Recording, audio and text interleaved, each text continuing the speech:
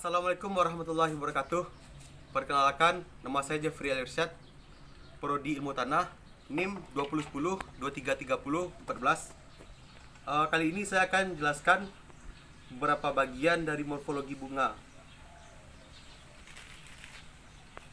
Yang pertama, tangkai atau disebut pedicellus. Yang kedua, ada epikalyx. Di atasnya lanjut disebut epikal. Maaf, selanjutnya di atas ini disebut calyx. Terus bagian kelopak bunga bisa disebut petal. Terus di sini itu disebut pistilum atau tempat betina. Terus bagian yang kuning berbulu bisa kita sebut dengan stamen atau jantan. Terus yang bagian paling atas kita sebut stigma atau kepala putih. Selanjutnya ini ada bunga bougainville atau bunga kertas. Untuk bagiannya ini bisa kita sebut dengan tangkai bunga. Kelopak, ini ada kelopak atau bisa kita sebut dengan mahkota bunga. Dan ini adalah benang sari dari bunga. Dan yang putih ini disebut dengan kepala putih. Selanjutnya ada bagian dari jeruk. Pertama itu exocarp, yaitu bagian putih yang di dalam kulit. Yang kedua ada mesocarp, yaitu bagian yang di luar dari daging buah. Tiga, ada endocarp.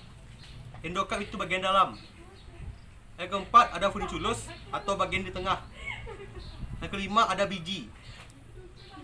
Selanjutnya ada mentimun atau Cucumis sativus. Untuk bagian-bagiannya, pertama itu ada exocarp. Exocarp bagian di dekat biji. Yang kedua ada mesocarp. Mesocarp itu bagian luar. Yang ketiga itu bagian biji yang ada di tengah. Selanjutnya buah apel. Bagian-bagian dari buah apel, pertama itu exocarp. Exocarp itu bagian luar. Mesocarp itu bagian dalam, bagian dagingnya. Yang ketiga itu ada endocarp. Endocarp itu bagian di tengah. Yang keempat itu ada biji. Itu Mangifera indica atau buah mangga.